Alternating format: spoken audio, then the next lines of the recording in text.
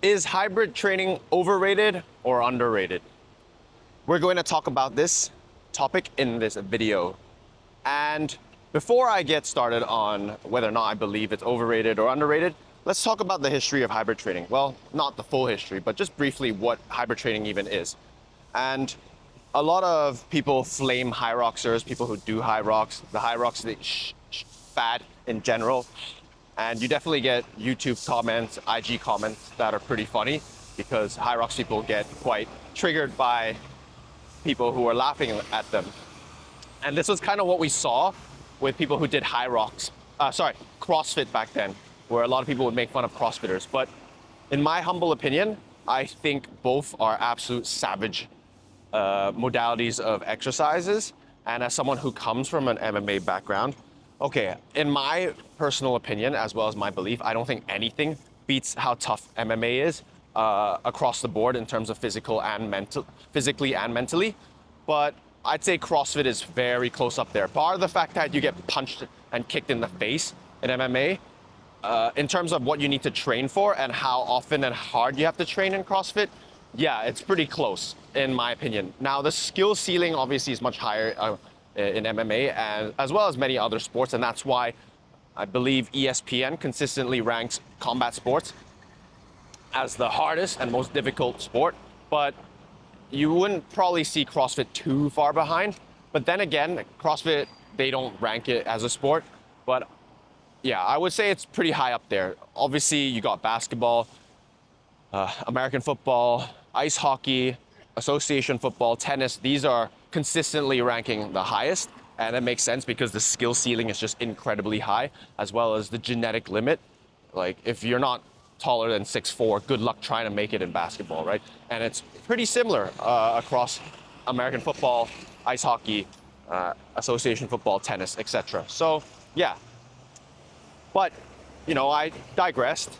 I will say that when it comes to hybrid training, it's not something new. A lot of people think this is some new thing, and people who have never, weight trained or done any sort of cardio will think, wow, this is completely new. I never knew you can do both things at once, because what we've been told dogmatically is either you're a powerlifter, bodybuilder, or an endurance athlete, right? And that's kind of the belief we've had for many years. But if you actually look at CrossFitters, they are some of the OGs when it comes to hybrid training, right? They have to build their muscular endurance, they have to build their strength, they have to build their cardio for the sport itself, and that's why they're consistently ranked as some of the fittest people on earth. And I do believe they earned that title of fittest person on the planet because they're able to do anything. And that's why, no spoilers, but if you watch Physical 100, you'll understand why CrossFitters do quite well. But hybrid training is just this new fancy term for concurrent training. So in sports science, we use the term concurrent training, which just simply means that in a given single program, you are mixing both cardio and weight training to gain and reap the benefits of those. Now, from a sports science perspective, generally speaking, concurrent training is ideal for those who want to improve both. Duh. But if you're someone who wants to maximize the amount of muscle you want to build, which is what most people that I see who go to the gym do, is to maximize their aesthetics.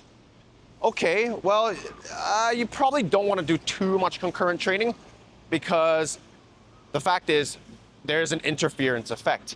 And what the interference effect is in sports science is just simply how much cardio can interfere with your gains in terms of strength and muscle. So there are plenty of studies to show that the higher intensity cardio you do, the more it interferes with muscle and strength building capabilities.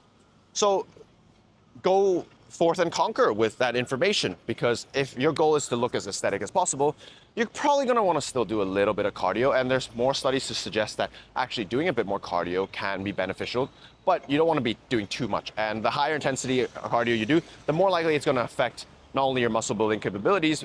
Actually, that's not necessarily true. Supposedly, actually, I haven't even looked that deep into this, but hill sprints, high intensity sprints can apparently aid in helping with that. But that's another topic. It's way too complicated. Most people will not be doing that anyway, so don't worry about that.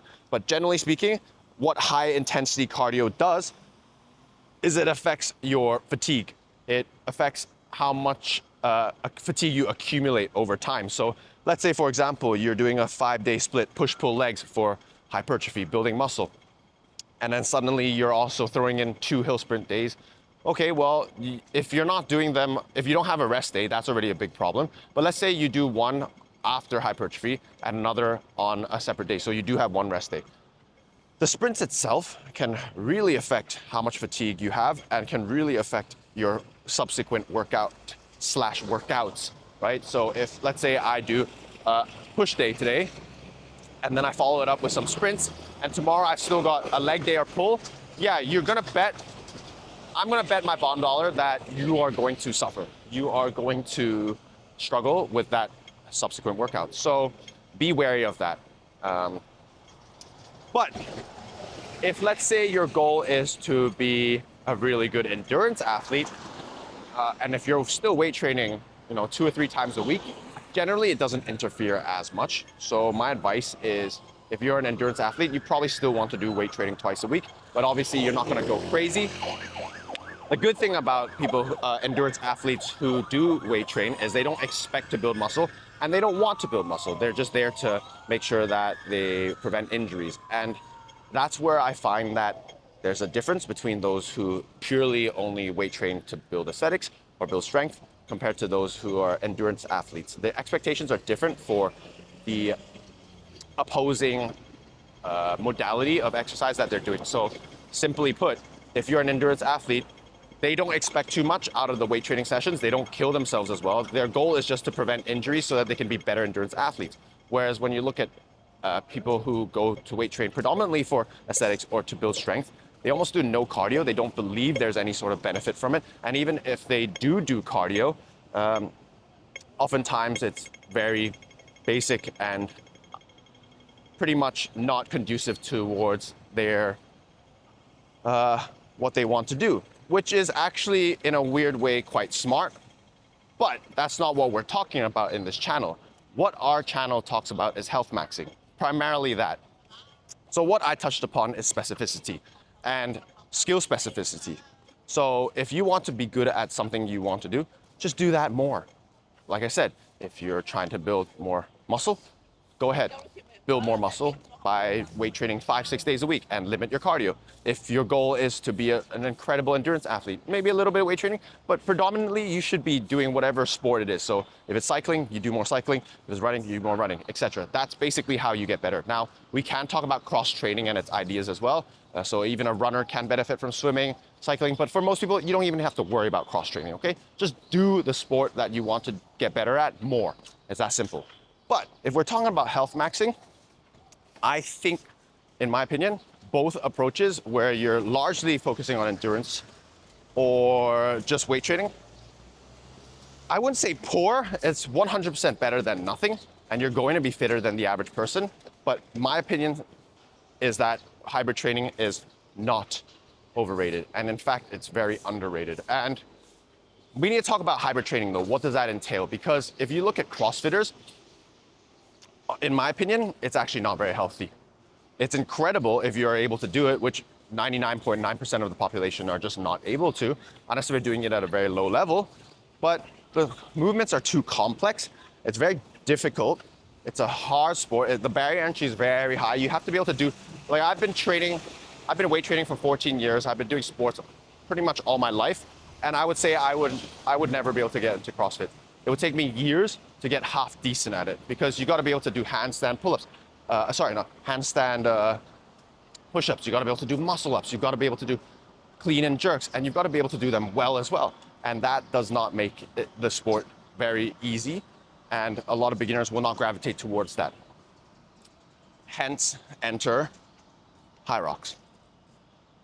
And as someone who did martial arts while high rocks started to blow up a little bit, I was part of the crew who was like, what is this, running and then throwing in some random exercises. To me, as a trainer and sports scientist, I couldn't help but think, wow, this is actually really good for older people. And if you never started training, this is probably the best way to get into it. There's also a lot of, there's the social and community aspect of it, run clubs, and that shows through research that you're more likely to live a better and higher quality life as well as longer if you join these communities. So I was all for it in that sense. But as a martial artist myself, I couldn't help but think, wow, what is this watered down CrossFit? Like, to be honest, that's basically what Hyrox is, in my opinion. And I'm doing it now, so, you know, I'm not trying to trigger anyone. I just do genuinely believe it's a much easier version of CrossFit. And that's why it's brilliant, because so many people can have access to it, so many people can do it. I've seen so many people on Reddit comment and post saying, hey, this is my first time doing Hyrox, what should I do?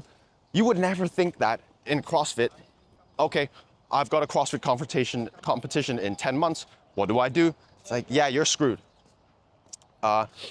And you've also got mixed relay options as well, right? You can do the one, you just do 2K in total with 2 stations. Dead easy. It doesn't matter even if you do it for time or do it not for time.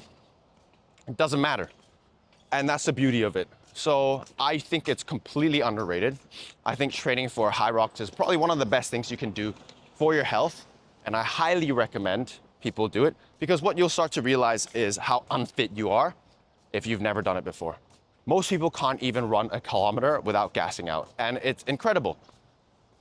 I don't think I've ever been that unfit, but I can tell you now, having ran for 5 months, I wasn't the fittest I could ever be. Now, obviously, being fit for martial arts is totally different, because most of the time you're just hopping, bouncing, and you're staying still. You're not actually doing something continuous, which is running for a long time, and it's much more anaerobic rather than aerobic, right? But so that's why we need to talk about what fitness even means in general. But the hybrid training approach through Hyrox means is one of the best things you can do in your life. It is completely underrated, and I'm very happy to talk more about why I think everyone should actually move towards the hybrid training approach. From a health standpoint, I'm not talking about the outliers who want to just purely get into aesthetics, but honestly, everyone's perception of aesthetics is so subjective and different that you have to ask as a trainer, if you're asking your client, is why, oh my God, that's so cute.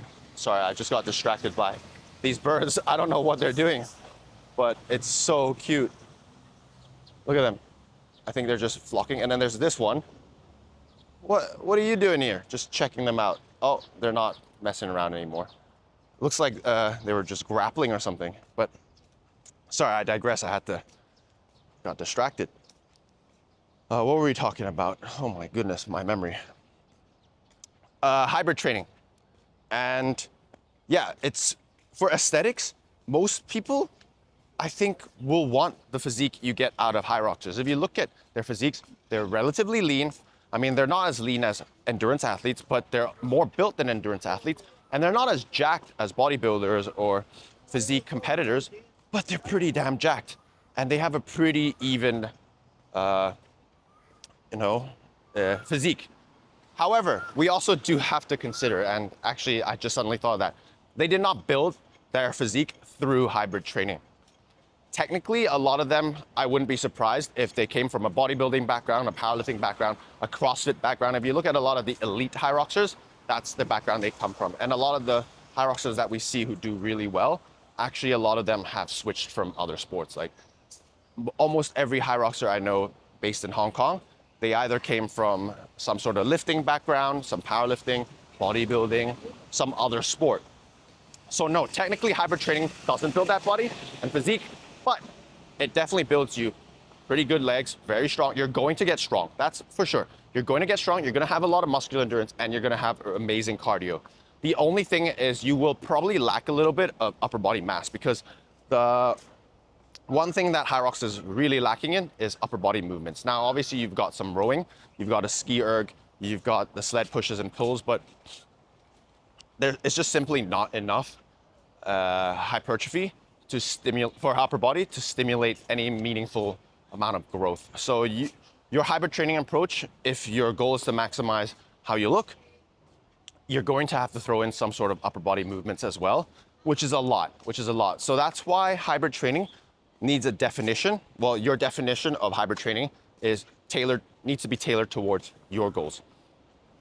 Again, if your primary goal is to be healthy but also be aesthetic, then you probably want to drop the runs a little bit. Well, for high rockers, you're probably, if you want to compete at a decent level, you're gonna probably want to be running 5 days a week at least, maybe 6, because more than 50% of the race is running, and the rest of it is different stations. So your main focus should be on running, and anyone who's competed in it, who's done it, will tell you the same thing.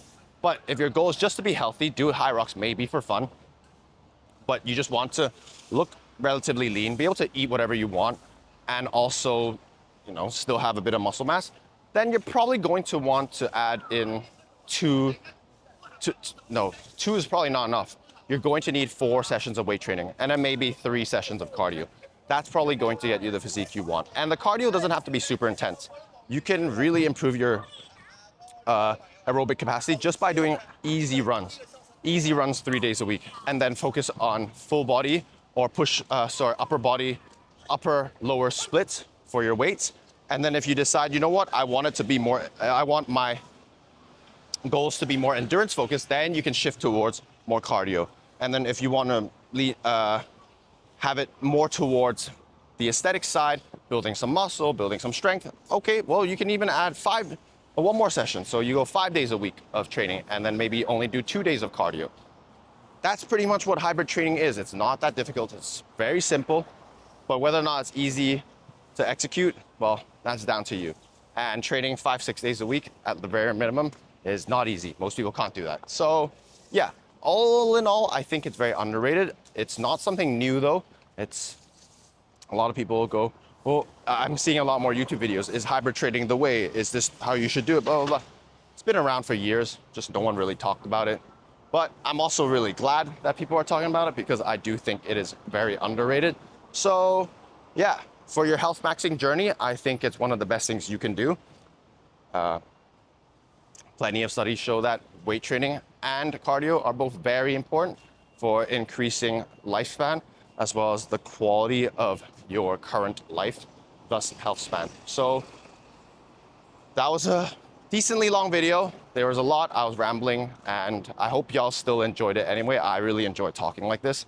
And yeah, comment on the video if you have any questions, comments, or thoughts, and I'm happy to share my opinion and thoughts on your comments. So, peace.